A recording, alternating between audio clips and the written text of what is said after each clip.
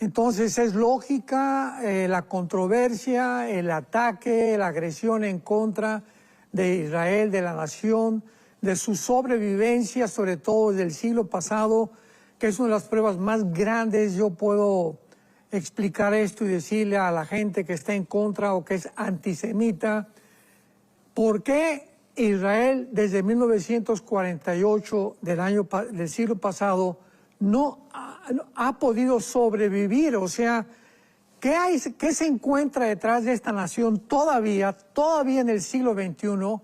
Todavía insisto en que no han podido vencerlos sus enemigos.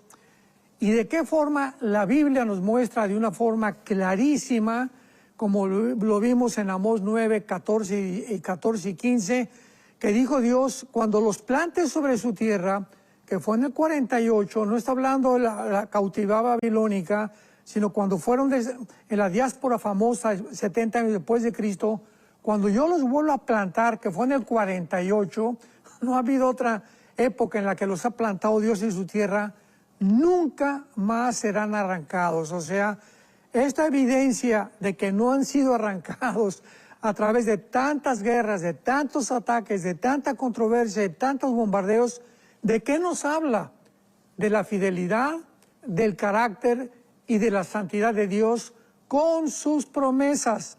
Porque si Dios viola el pacto abrámico, Génesis capítulo 12, donde le promete a Israel como nación la tierra, pues entonces estamos afectando el carácter de Dios. O sea, está de por medio el carácter de Dios al negar que Dios ya no tiene nada con Israel. Porque si alguien dice que Dios ya no tiene nada con Israel, estamos afectando el carácter de Dios y diciéndole de alguna otra manera mentiroso a Dios, porque le está diciendo que jamás nadie los va a arrancar de su tierra y que las promesas a Abraham van a ser cumplidas. Ahora, rápidamente, una de las cosas que también son controversiales en este tema es el nuevo pacto de Dios, que se repite en Hebreos capítulo 8. Entonces, mucha gente dice que ya se cumplió, etcétera, etcétera, y que la iglesia pues ha entrado, y esto es algo completamente equivocado. Veamos qué dice la Biblia, ya no lo que yo digo yo, ni lo que dice fulano de tal. Vamos a ver qué dice la Biblia y vamos a poner escritura con escritura. En Jeremías capítulo 31, versículo 31, veamos el origen del nuevo pacto, donde la iglesia ha entrado como beneficiaria. He aquí vienen días, dice Jehová, en los cuales haré nuevo pacto, escuchemos, con la casa de Israel, que son las 2 tribus, y con la casa de Judá, que son las 10 tribus. Entonces, el pacto es con las 12 tribus de la nación de Israel. La iglesia no está dividida en tribus, Israel está dividida en tribus. Dios les promete a estas 12 tribus un nuevo pacto, previendo que iban a traicionar a Dios, que lo iban a abandonar y que iban a pecar. Pero aún así, la fidelidad de Dios iba a permanecer. Ahora veamos claramente en los versículos que siguen de qué forma se define el pacto para demostrar de una forma muy clara que Israel todavía no ha entrado al nuevo pacto. Vuelvo a repetir, la Biblia dice en estas profecías y en la de Hebreos 8, como lo vamos a leer, que Israel no ha entrado todavía a este nuevo pacto.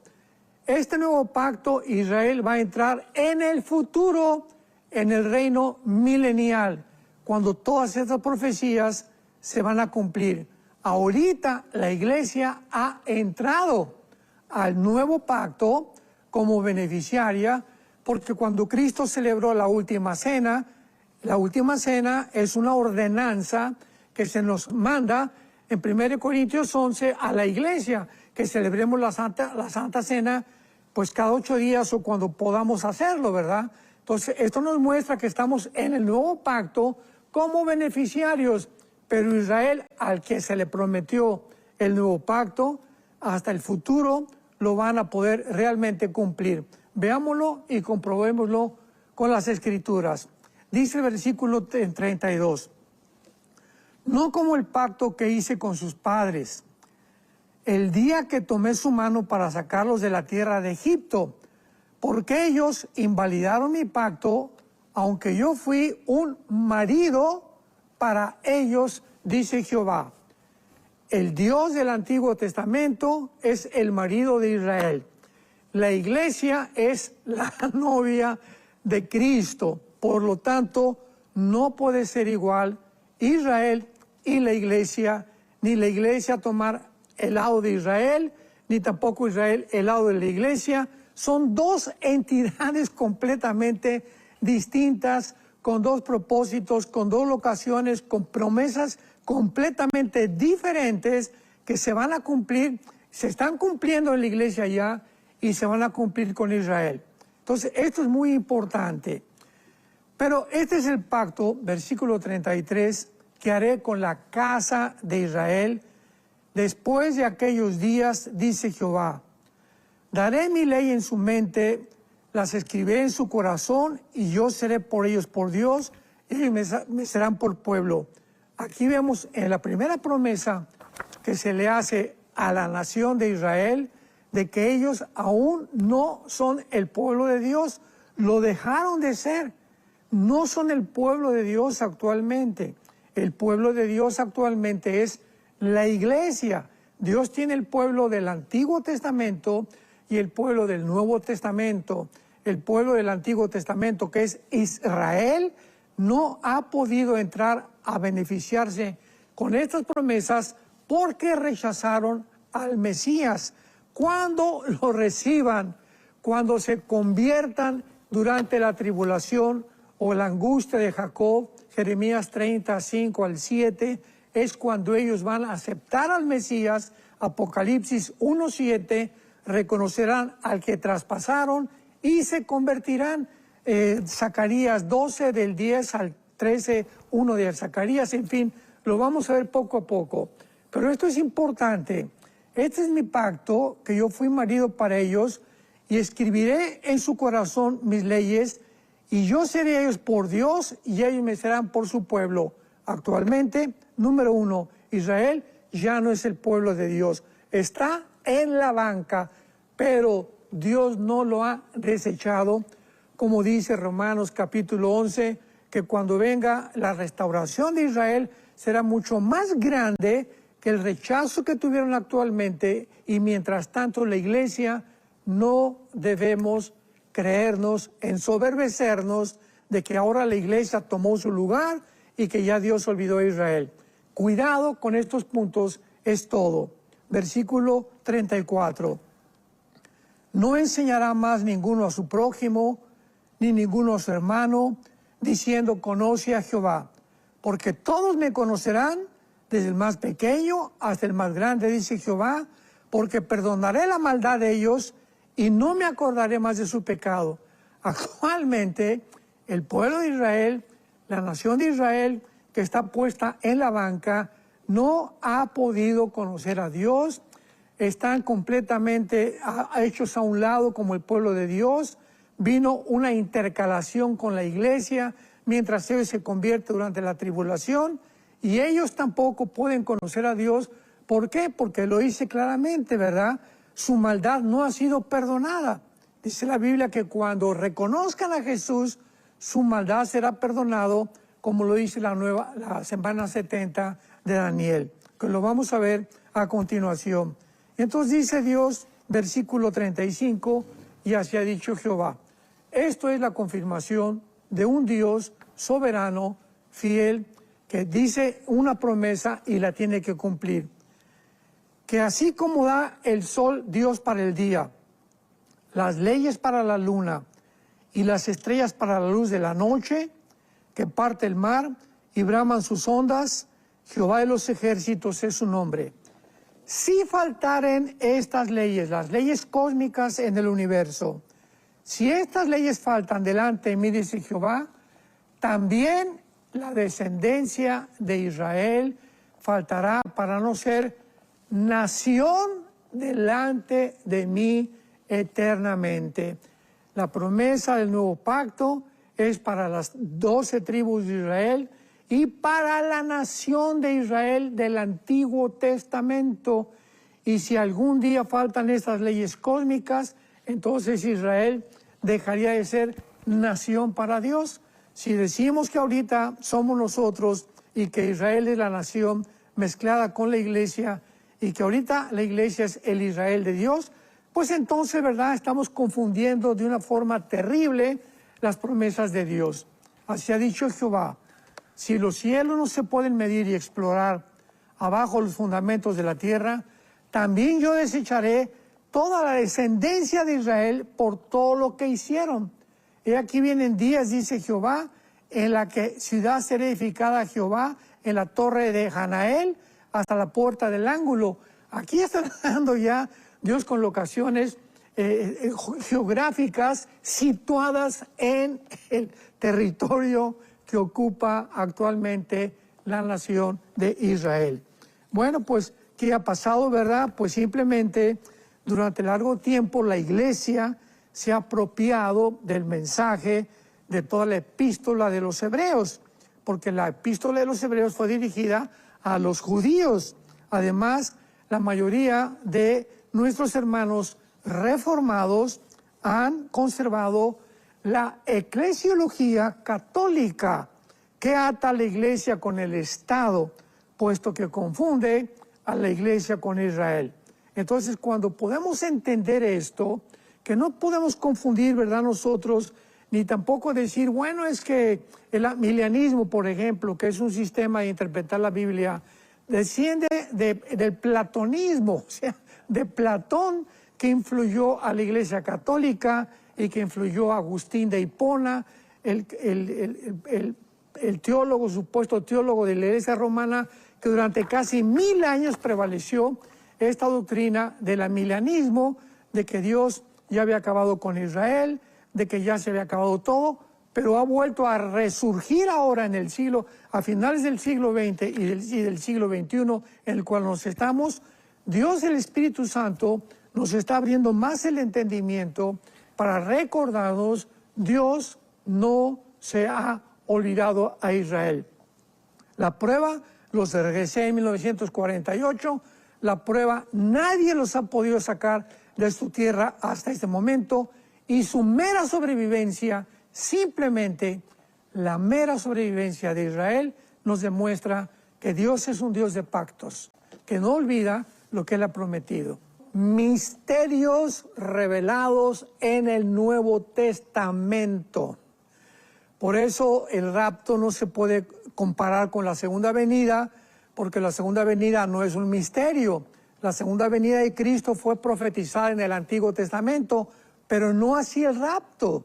El rapto fue una doctrina específica revelada al apóstol Pablo, que nadie en el Antiguo Testamento se especificó, ni ninguno de los profetas hablaron que vendría una generación que no iba a morir y que iba a ser sacada de la tierra, ¿verdad?, repentinamente, antes de la segunda venida de Jesucristo. Lo mismo pasa con la iglesia. Efesios capítulo 3, Colosenses capítulo 1. La iglesia es un misterio. La iglesia no existía en el Antiguo Testamento. Nunca se habló de la iglesia en el Antiguo Testamento. Entonces, este hecho que la iglesia sea un misterio, viene toda esta confusión que podemos nosotros comprender actualmente de por qué ahora se quiere mezclar a Israel con la iglesia, cuando la iglesia no existía en el Antiguo Testamento. Es una nueva entidad, es un nuevo plan, es una nueva administración que se llama dispensación o administración económica de Dios en el plan de la redención que Dios tiene para su pueblo, tanto para Israel como para la iglesia. Ahora bien, vemos nosotros en Jeremías capítulo 36, versículo 22 en adelante, de qué forma Dios le promete a la nación de Israel. Vuelvo a repetir, Las promesas, no confundamos la gimnasia con la magnesia, por el amor de Dios. Lo decimos con mucha humildad. No confundamos las promesas en el Antiguo Testamento dadas a la nación de Israel y aplicarlas para la iglesia. Esto es un error gravísimo. Entonces, no hagamos eso, porque lo dice claramente, lo especifica en territorio, en la forma, en el tiempo, como vamos a repetir, el nuevo pacto no se ha cumplido con la nación de Israel. Por eso no puede la iglesia ser igual a Israel. La iglesia ahorita es beneficiaria del pacto, del nuevo pacto, con la casa de Israel y la casa de Judá. Dice Jeremías 36, versículo 22. Por tanto, di a la casa de Israel. ¿A quién le está hablando? No le está hablando a la iglesia. La iglesia no existía en el Antiguo Testamento. Así ha dicho Jehová el Señor. No lo hago por vosotros. Aquí está la clave. Lo que va a hacer Dios no es porque se hayan portado bien, casa de Israel, sino por causa de mi santo nombre. ¿Por qué Dios va a perdonar a Israel? ¿Por qué Dios no ha abandonado a Israel? ¿Por qué Dios va a volver otra vez a injertar a Israel? ¿Por qué Dios va a volver otra vez a regresar a cumplir sus promesas? Porque Él es un Dios santo, santo, santo. Es por causa de su santidad que Dios lo va a hacer. Ahora veamos lo que va a hacer Dios. Por causa de mi santo nombre, el cual profanaron ustedes entre las naciones a donde habían llegado. Y santificaré mi grande nombre, profanado entre las naciones, al cual ustedes profanaron en medio de ellos. Vean las acusaciones tan graves a Israel. Y sabrán las naciones que yo soy Jehová, dice Jehová el Señor, cuando sea santificado en vosotros delante de sus ojos. Esto todavía no se ha cumplido. La nación de Israel, el Israel del Antiguo Testamento, va a ser perdonado, va a ser santificado y va a ser otra vez traído a la historia de acuerdo al plan de la redención de Dios. Y yo os tomaré de las naciones. Nunca esto ha pasado con la iglesia, ni tampoco pasará esto. Y os recogeré de todas las tierras y os traeré a vuestro país, a la nación de Israel. ¿A quién es esta promesa? A las 10 tribus de Israel.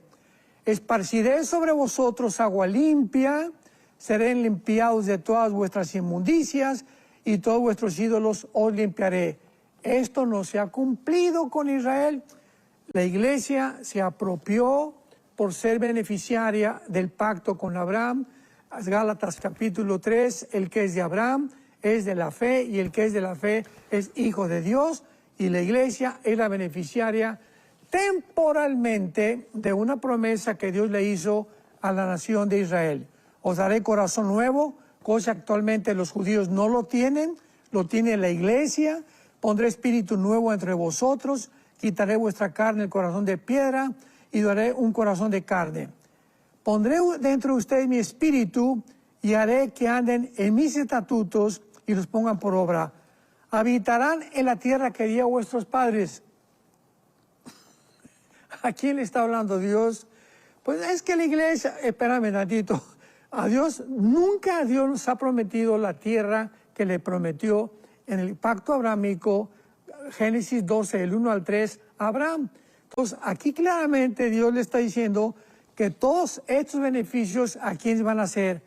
Habitarán la tierra que di a vuestros padres, Abraham, Isaac y Jacob, y vosotros me seréis por pueblo, y yo seré a vosotros por Dios.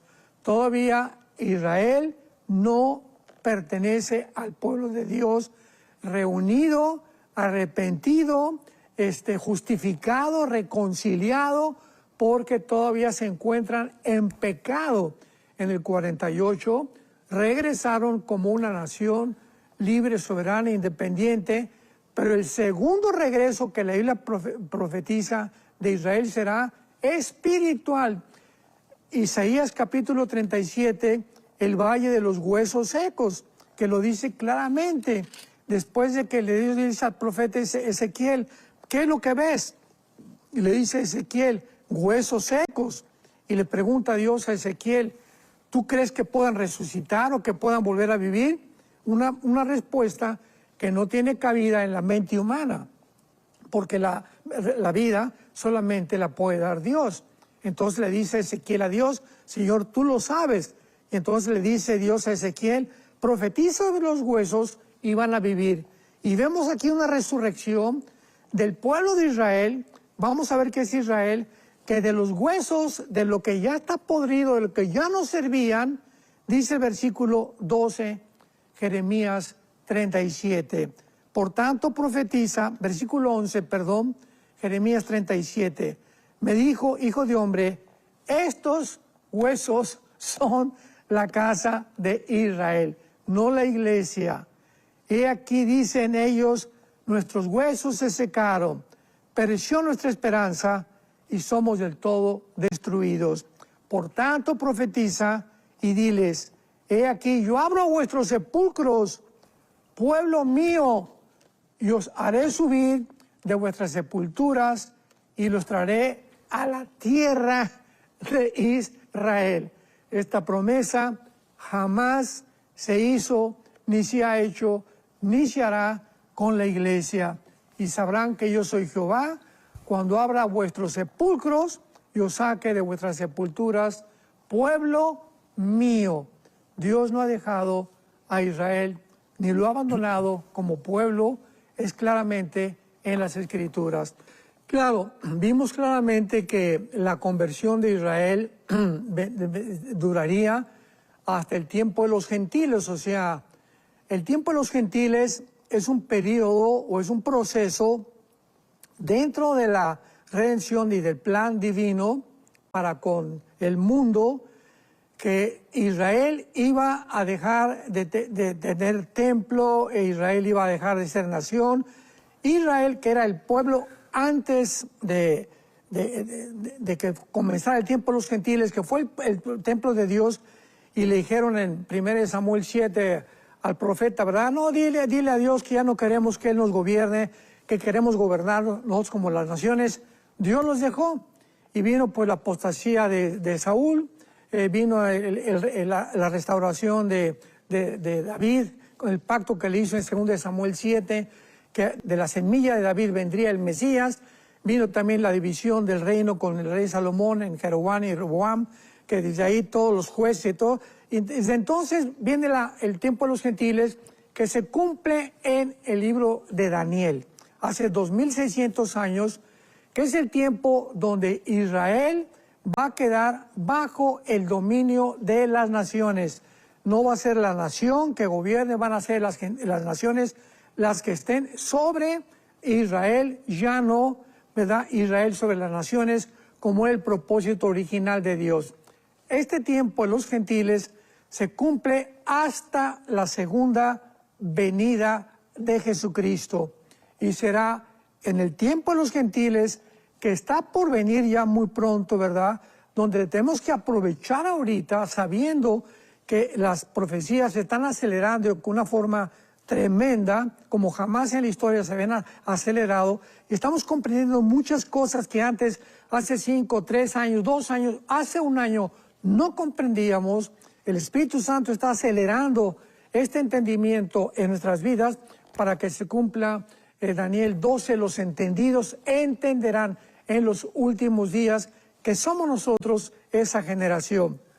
Ahora bien, otro de los puntos principales para concluir, ¿verdad?, de que realmente Israel se va a convertir hasta la segunda venida de Jesucristo, lo encontramos en Ezequiel 38 y 39, en la famosa guerra o batalla del Armagedón. ¿Cómo sabemos qué es la batalla del Armagedón? Bueno, ya hemos hablado al principio, en el capítulo 38, las naciones, Irán va a ser una de ellas, las naciones del norte de África, Turquía, etcétera, etcétera. Pero en el capítulo 39, cuando termine esta batalla, escuchemos lo que va a suceder. Versículo 21, Ezequiel 39, 21. Cuando termine esta guerra, que el Armagedón, y no es hasta el Armagedón, cuando se convierte Israel, pondré mi gloria entre las naciones, y todas las naciones verán mi juicio que habré hecho yo y mi mano que puse sobre ellos. De aquel día en adelante sabrá la casa de Israel que yo soy Jehová, el Dios. Nosotros ya lo sabemos que Él es Dios. Ya tenemos al Espíritu que nos da testimonio que somos sus hijos. Pero la casa de Israel que está en la banca, cuando se conviertan al final en la guerra, al final de la guerra de Armagedón, van a saber que Dios es Dios. Y sabrán las naciones, versículo 23, que la casa de Israel fue llevada cautiva por su pecado, por cuanto se rebelaron conmigo. Conforme a su inmundicia, versículo 24, hice con ellos y escondí mi rostro. Versículo 28, finalmente, y sabrán que yo soy Jehová. Le está hablando a la nación de Israel, no a la iglesia. Sabrán que yo soy Jehová cuando después de haberlos llevado al cautiverio de las naciones, los reúna sobre su tierra sin dejar allí a ninguno de ellos. Esta es la segunda reunión. La primera reunión en el 48 los reunió Dios como nación libre, soberana, independiente, pero no se convirtieron. En la primera venida del siglo pasado, la segunda reunión, cuando ahora regresen a su tierra, después de haber sido esparcidos por el anticristo, es el tiempo de su conversión. ¿Está claro o no está claro? Dice la Biblia, después de haberlos reunido, los reúna sobre su tierra sin dejar a ninguno de ellos. Ahorita andan por todo el mundo. Esta segunda reunión, en la primera reunión fueron como poco, 1 millón, 2 millones, algo así, que entraron a Jerusalén, casi ni 1 millón. Ahora toda la nación de Israel, los judíos, no la iglesia, van a regresar de todas las naciones, ni esconderé más de ellos mi rostro, porque habré derramado de mi espíritu. Nosotros, la iglesia, ya Dios derramó su espíritu, ya somos el cuerpo de Cristo. Derramaré mi espíritu sobre la casa de Israel, dice Jehová el Señor. Esto no ha sucedido, el pacto todavía no lo han cumplido ellos, el nuevo pacto, a ellos les fue dado, pero ellos permanecen en incredulidad. Y el hecho que permanezcan en incredulidad, la iglesia abusó para poder decir, ya Dios no tiene nada que ver, Israel y la iglesia es lo mismo, etcétera, etcétera. Y cuántas cosas cuántos disparates se mencionaron por causa de esta ignorancia. Entonces ahorita nos encontramos, como bien acaba de recordarnos Roger, el tiempo de los gentiles se está acabando, que es el tiempo de la iglesia, los gentiles. Nosotros ahora ya no hay judío ni griego, ahora somos los gentiles de todas las naciones, está juntando Dios un nuevo cuerpo. Pero la nación de Israel, como casa y como nación, Dios la volverá otra vez a reunir. Y veámoslo en segundo lugar, en la profecía de Zacarías 12, antes recuerdo, ¿quién puede atreverse a decir que estas profecías ya se cumplieron? Todas son profecías para el futuro. Entonces no podemos atrevernos a caer en la barbaridad de poder decir que estas profecías ya se cumplieron. Zacarías 12, versículo 9, que está hablando también sobre la final guerra o la batalla del Armagedón en la segunda venida de Jesucristo. Zacarías 12, 9. En aquel día procuraré destruir a todas las naciones que vinieron contra Jerusalén. Derramaré sobre la casa de David, no sobre la iglesia, sobre los moradores de Jerusalén, no sobre los de Costa Rica, ni los de México, ni los de Italia, ni los de Argentina, sobre la casa de Jerusalén, espíritu de gracia y de oración, y mirarán a mí, a quien traspasaron, y llorarán como llora por hijo unigénito, afligiéndose por él como quien se aflige por el primogénito Esto no ha sucedido. Israel está endurecido actualmente, está el gobierno cada vez más corrompido del gobierno de Israel. Israel vive en pecado, así los acusa a Dios todavía. Dios tiene ahorita a la iglesia en este tiempo intercalado en el que entre el rechazo de Israel y la conversión de Israel, estamos nosotros en medio, en este periodo de en medio, como un paréntesis, pero claramente nos muestra que al final la casa de Israel, los moradores de Jerusalén, harán lamentación que se cumple en Apocalipsis 1:7, también por el apóstol Juan. Entonces vemos claramente, ¿verdad? Dice versículo 11, en aquel día habrá gran llanto en Jerusalén, como en el día el llanto de Hadradrimón en el valle de Megiddo. Y el capítulo 13 de Zacarías 1 dice así, Zacarías 13, versículo 1, en aquel tiempo habrá un manantial abierto para la casa de David y para los habitantes de Jerusalén, para la purificación del pecado y de la inmundicia. ¿De quién? A nosotros ya nos limpió Dios con su sangre preciosa. Todo esto es futuro para la casa de Israel. Se cumple con la semana 70. Expiaré el pecado, ¿verdad? Vendrá la gloria y sacará la prevaricación. Voy a sellar la visión y la profecía. Voy a ungir el santo de los santos, que es el templo. Todas estas cosas no se han cumplido. La semana 70 de Daniel no se ha cumplido en los 7 años de la tribulación. Si no buscamos más claridad, no la vamos a encontrar. La cereza en el pastel. Muy bien, si Dios ya acabó con Israel y Israel ya no tiene nada que ver con Dios, ¿por qué el antisemitismo?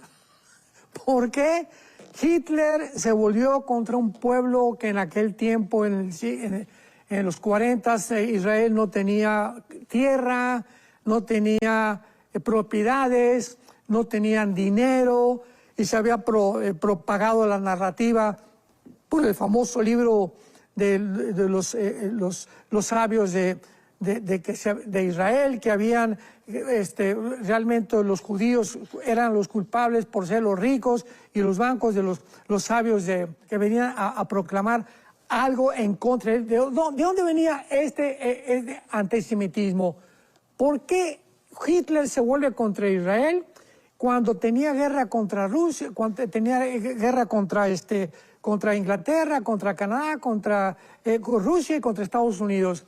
¿Qué les había hecho el pueblo de Israel? Nadie lo explica a los sociólogos a nuestro tiempo. Ese antisemitismo, ¿dónde venía? Pues es que Satanás sabe que sigue siendo el pueblo de Dios y que Dios no se ha olvidado de ellos, y que cuando regrese Dios los va a levantar, y cuando los levante es el fin de Satanás. Porque el antisemitismo, porque los atacaron en el 48, porque los atacaron en el 56, en el 67, en el 73, las guerras, Irán, exterminemos a la nación de Israel. ¿Cuándo se ha visto en la historia que una nación, en las Naciones Unidas, como Ahmadinejad, el exministro de Irán, dijo, es que nuestro propósito es exterminar la nación de Israel? ¿Cómo es posible que puedan las Naciones Unidas, el Consejo de Seguridad, permitir que una nación amenace a otra sin que le hagan nada? Es un odio, es completamente sobrenatural en contra de Israel. Y finalmente, ahora el 7 de octubre del 2023, ¿qué fue lo que pasó? Entraron más de 2,000 guerrilleros, ¿verdad?, y yihadistas, terroristas a Israel, mataron a más de 1,200 personas, secuestraron a más de 250 judíos, y el mundo se volvió contra Hamás. No, se volvieron contra Israel. Lo acusaron de genocidio, que se lo merecían, que porque cómo tenían al pueblo. En fin, este antisemitismo que está resurgiendo actualmente en el mundo, ¿de dónde creemos que viene? Del mismo poderes de las tinieblas, de Satanás. Oye, pero si ya Israel ya no es pueblo de Dios, dicen algunos, ya Israel no tiene nada que ver con Dios, ya la iglesia tomó su lugar. Así, entonces, porque este odio ahora sí que tan acrecentado en contra de la nación de Israel, en contra del pueblo de Israel, en contra de todos aquellos judíos, y la gente te contesta, ¿por qué odias a Israel? Y te contestan, simplemente porque son judíos. No tienen ni siquiera una explicación, porque han beneficiado al mundo como pocas naciones lo han hecho. Más del 70% de los premios Nobel de medicina y literatura, de tecnología, de genética, de infectología, de cualquier que tú menciones, han sido judíos. ¿Por qué? Porque ellos, les ha dado Dios un talento, un conocimiento espectacular que nadie tiene actualmente. Lo que acaban de hacer con Irán, con Hamas, con Hezbollah, ninguna nación había hecho lo que hizo Israel.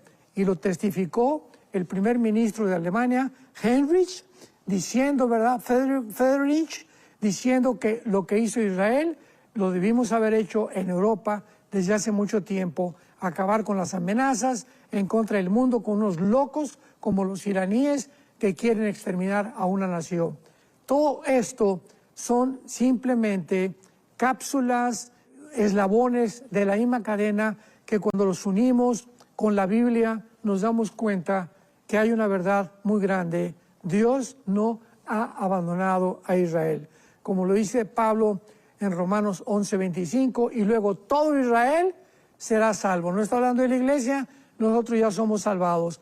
La iglesia es aparte. Israel será salvado cuando, ya lo acabamos de ver, en la segunda venida de Jesucristo. Si no se cumple la promesa a Abraham, vuelvo a repetir, y pongo mucho énfasis en esto, está de por medio el carácter de Dios. Entonces, Cristo va a descender con el arcángel Miguel y con todos sus ángeles. Nadie los va a ver, nadie, va a ser invisible completamente. Nosotros vamos a oír nada más un shofar, que nada más lo vamos a oír nosotros, y en cuanto lo oigamos, así se nos cae la ropa, dejamos todo, los pilotos van a desaparecer, los choferes, todos los niños menores de edad en todos los hospitales, en todas las casas van a desaparecer. Va a haber una conmoción internacional por la desaparición de millones de personas. Viene Jesús con el arcángel, va una trompeta, la vamos a escuchar, que va a ser un shofar, tocando la reunión con él en el cielo. Y cuando venga Cristo, no pone los pies en la tierra. En el arrebatamiento viene Jesús y en el aire resucitamos, primero los muertos, nosotros inmediatamente somos cambiados de nuestro cuerpo, lo vamos a ver en segundos, y nos reunimos en el aire con Cristo, y así nos vamos al cielo con Él mientras vienen los 7 años de la tribulación. Entonces, esto es muy importante que nosotros sepamos para que podamos entender que el mundo, ¿qué va a hacer? ¿Por qué creen ustedes que el fenómeno OVNI está siendo otra vez desenterrado? Esta semana, no se imaginan, senadores de Estados Unidos entrevistando pilotos, astronautas, etcétera, etcétera, confesando que han visto ovnis, que es un fenómeno que no se puede negar. Sin embargo, los cristianos sabemos claramente que es algo real, pero la diferencia es que nosotros sabemos quién está detrás de este fenómeno. Y detrás de este fenómeno se encuentran los ángeles caídos, que pueden materializar la energía.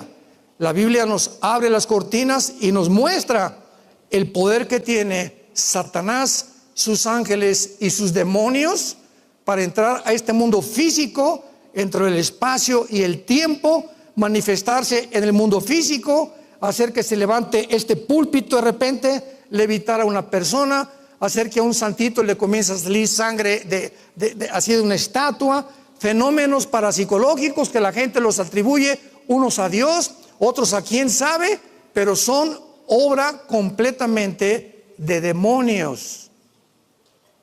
Y cuando nosotros lo sabemos, ya podemos nosotros discernir, distinguir entre lo que es real y lo que es una imitación.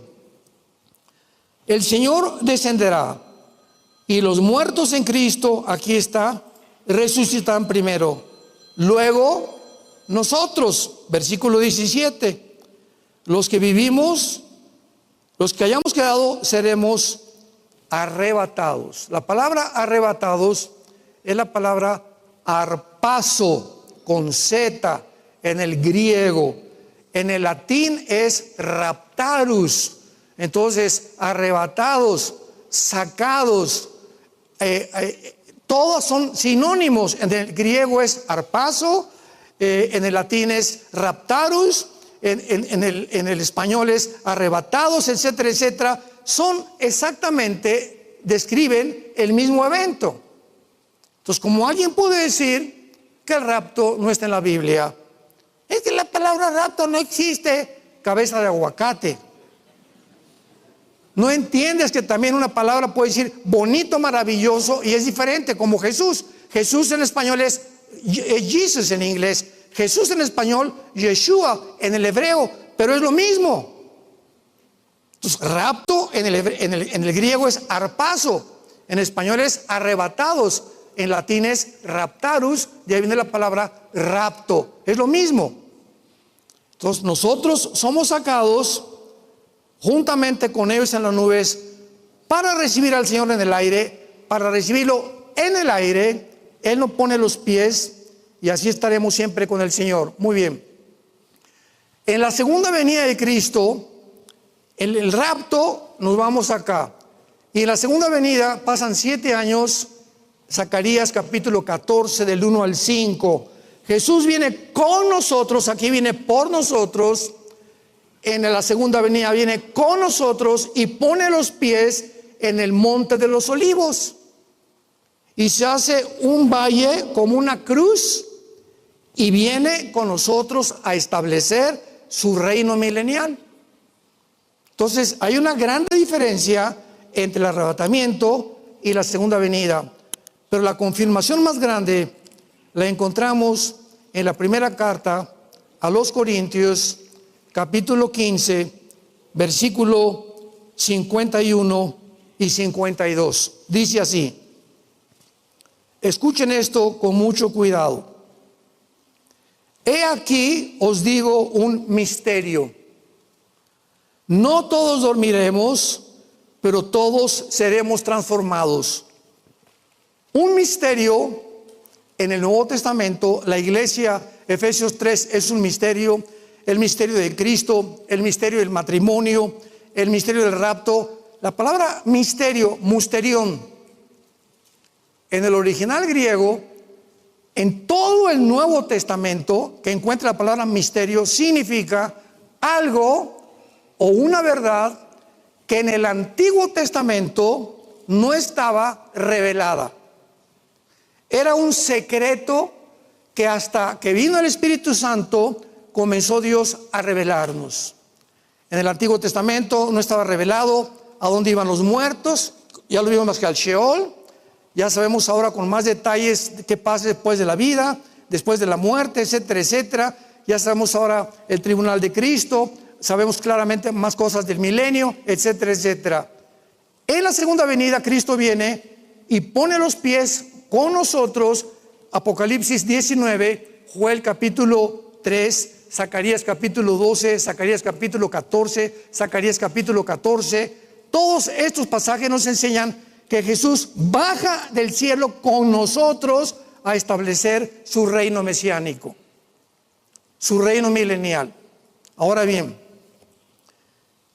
el rapto de la iglesia es un misterio o una verdad que no se le reveló a Pedro ni a Judas, no el Iscariote, sino el otro medio hermano de Jesús, ni a Santiago, ni a Lucas. A nadie se le reveló más que al apóstol Pablo. A nadie se le reveló el misterio de la iglesia que estaba escondido en el Antiguo Testamento más que al apóstol Pablo.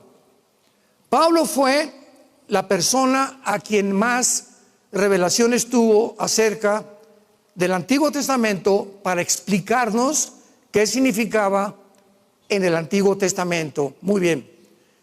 Si el rapto era un misterio, Entonces no puede ser igual a la segunda venida, porque la segunda venida hablan más de 53 pasajes en el Antiguo Testamento que Jesús regresa, tanto en la primera venida como en la segunda venida. Y todos los apóstoles hablan que Jesucristo va a regresar por segunda vez. No era un misterio la segunda venida, pero el rapto era un misterio. No puede ser la segunda venida. Con la lógica más elemental. Entonces podemos ver claramente que cuando es un misterio se le revela a Pablo. ¿Qué misterio se le reveló a Pablo? Que no todos vamos a morir. Este es el misterio del rapto, que en el Antiguo Testamento no lo sabían, que iba a haber una generación en el futuro que no íbamos a gustar la muerte, que de repente, si viene hoy en la noche Jesús o mañana, salimos del mundo y nunca supimos lo que es atravesar el túnel de la muerte, que no todos dormiremos. Este es el misterio, pero todos seremos transformados en un momento, en un pestañeo, o sea, en un abrir y cerrar de ojos, a la final trompeta, porque se tocará la trompeta y los muertos serán resucitados incorruptibles y nosotros seremos transformados. Esta trompeta no es la trompeta del Apocalipsis, porque las trompetas del Apocalipsis son de juicio, y esta trompeta es la que se suena para llamarnos a reunirnos con Cristo en el aire. Así que no puede ser la trompeta de Apocalipsis 15 o la final séptima trompeta. Muy bien. Ahora, muchos de ustedes se preguntarán, ¿con qué cuerpo resucitaremos? ¿Me pareceré a Rambo? ¿O las mujeres nos pareceremos a Madonna? ¿Cómo seremos? ¿Cómo serán los niños? Etcétera, etcétera. La Biblia nos muestra claramente algo que es importante. ¿De qué estamos compuestos? Si Sigmund Freud, el psicólogo vienés, le hubiera hecho caso a su mamá, que comenzó a decirle que leyera la Biblia, pero él se envaneció. No, yo voy a encontrar que la mente es el problema, la psique, aquí está todo el problema del ser humano.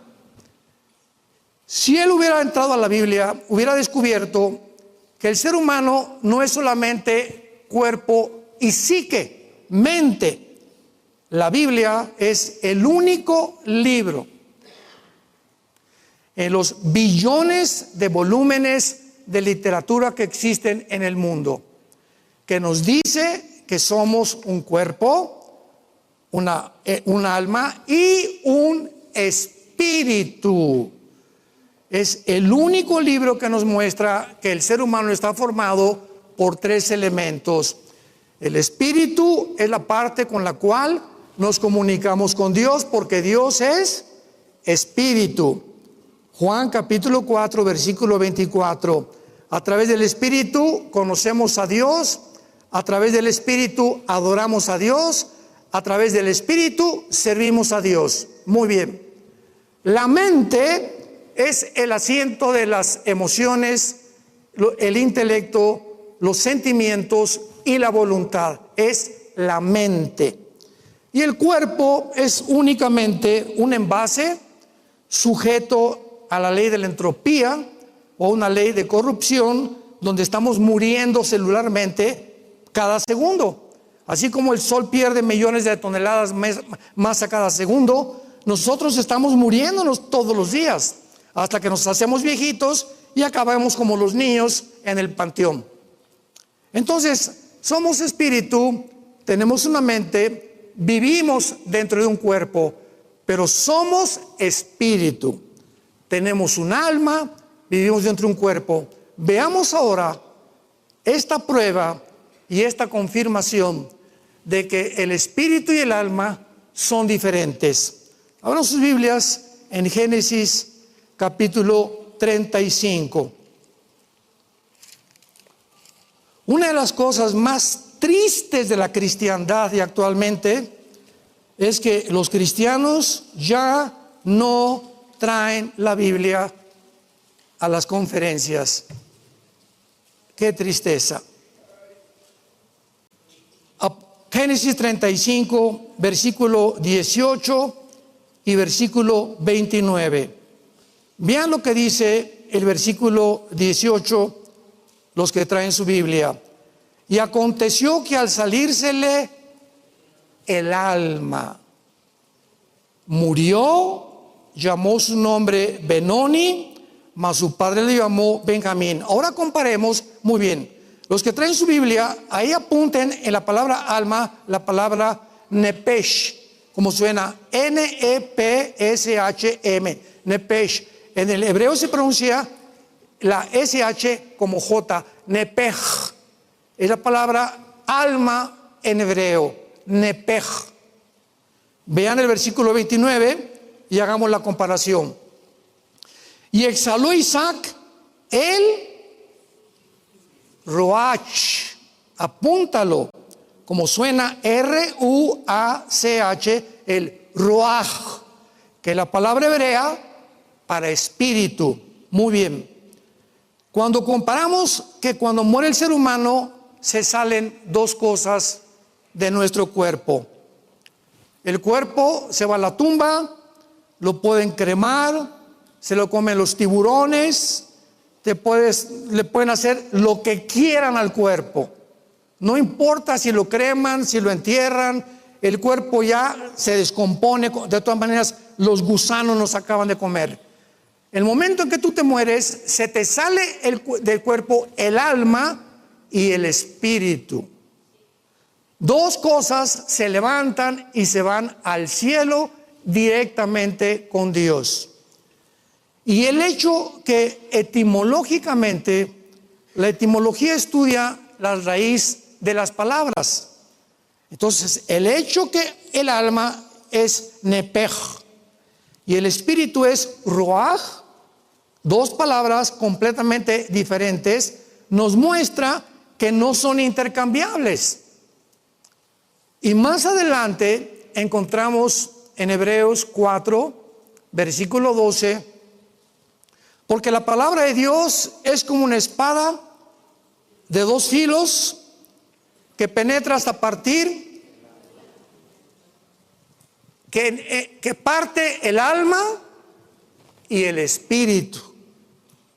O sea, que la palabra de Dios, antes de que nos convirtiéramos, vean esto, cuando nacemos, el alma y nuestro espíritu nacen amalgamados. Nacemos con el alma y el espíritu así, o sea, zona gris, no hay blanco ni es negro, no distinguimos realmente el bien del mal.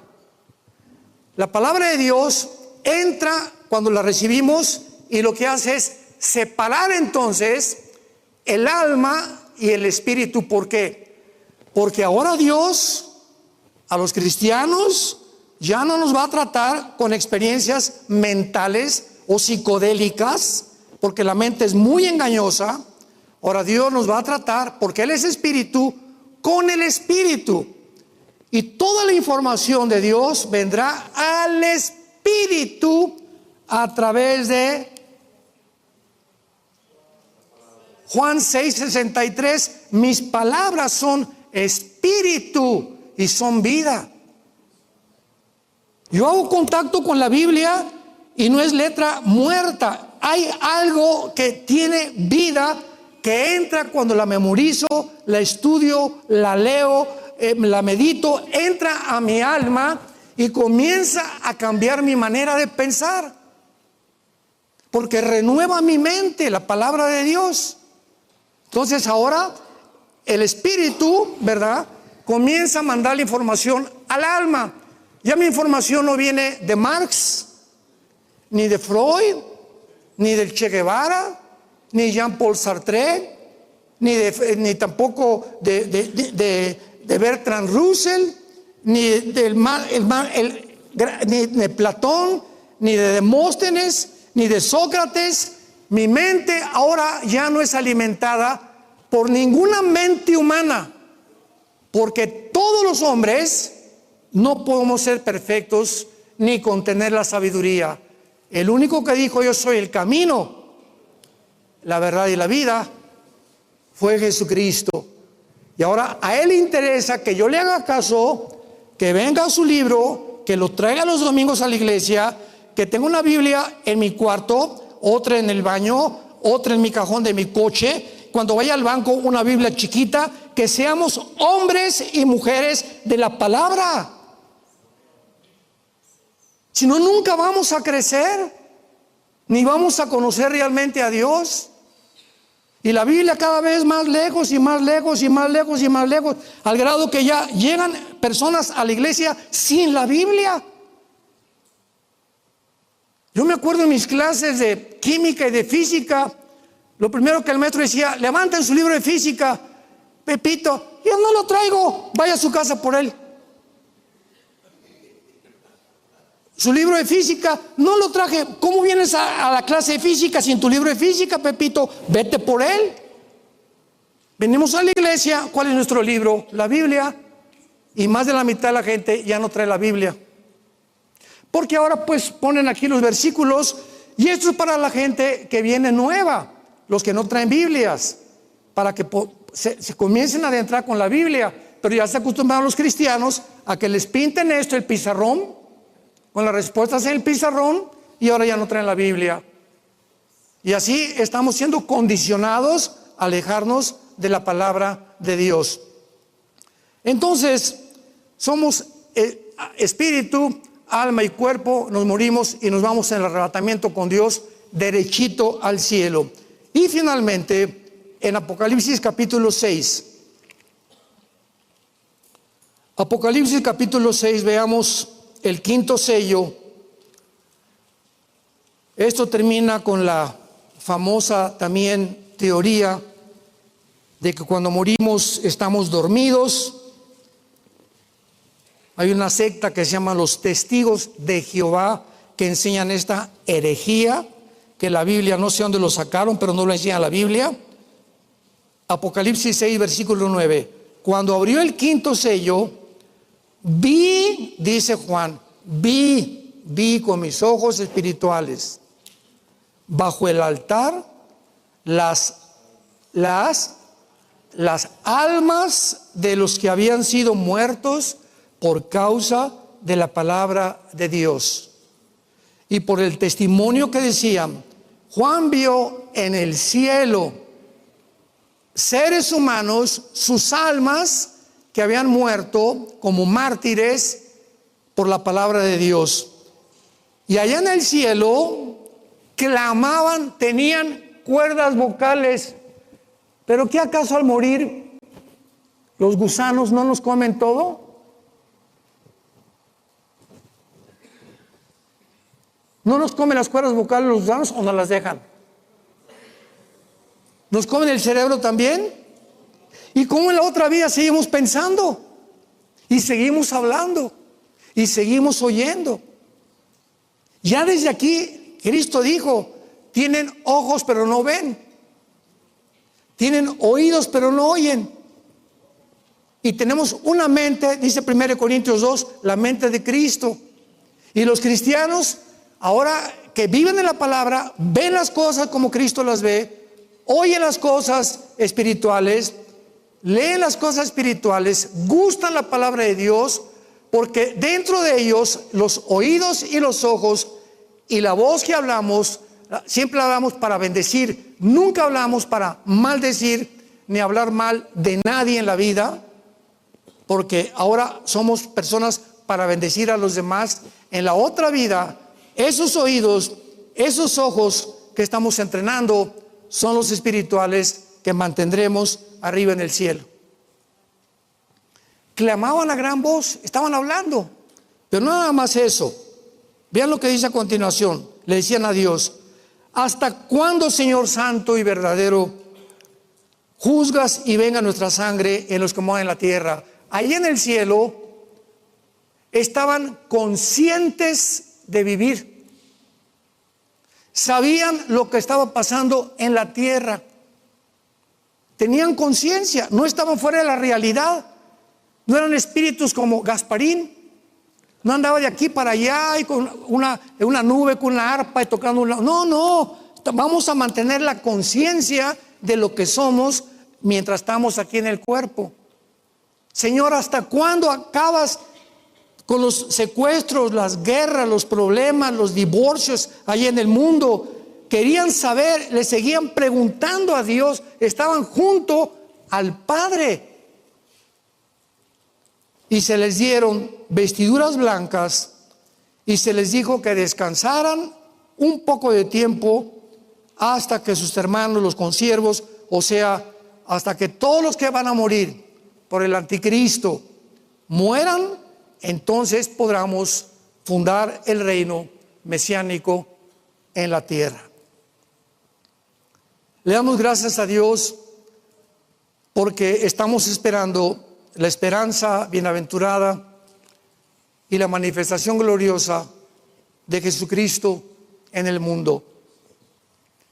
Dice el apóstol Juan en su primera carta, capítulo 3, versículo 3, y todos los que tienen esta esperanza se purifican a sí mismos.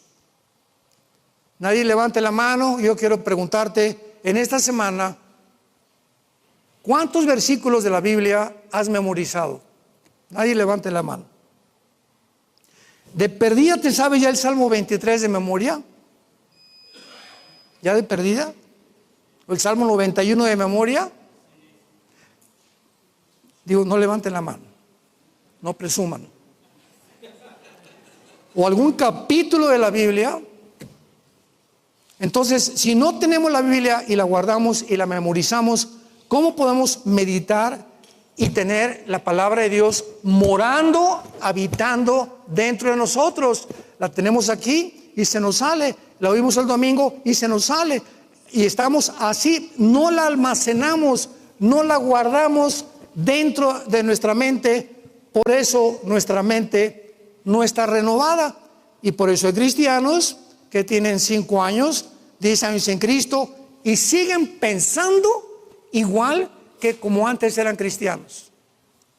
Pero vienen a la iglesia, aleluya y gloria a Dios, pero no han sido cambiados en su manera de pensar. No han cambiado su trato con su esposa, la siguen tratando igual. Otras mujeres siguen igual de rezongonas que como antes. Los jóvenes teniendo relaciones sexuales con sus novios o con sus novias, y vienen a la iglesia y están en la alabanza. ¿Cómo puedes explicar esto? Mentes no renovadas. No han aprendido a pensar del pecado como piensa Dios. Y la Biblia dice, la paga del pecado es la muerte, y lo que nosotros sembramos vamos a recoger. Padre, te damos gracias en esta tarde por tu palabra, que es espíritu y es verdad.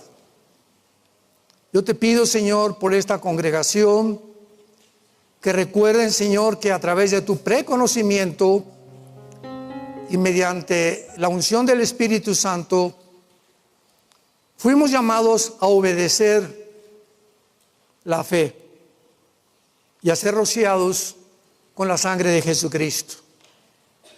Te pido, Señor, un espíritu de revelación en tu conocimiento, con toda sabiduría e inteligencia espiritual, para que tu pueblo pueda crecer y entender la esperanza en la cual debemos permanecer como una ancla, que es nuestra más segura y firme para nuestra alma, para que sepamos en el día de Cristo que no creímos en vano, que te hemos seguido y que amamos la sangre que derramaste por nosotros, para que ahora vivamos para ti, Señor, por los siglos de los siglos.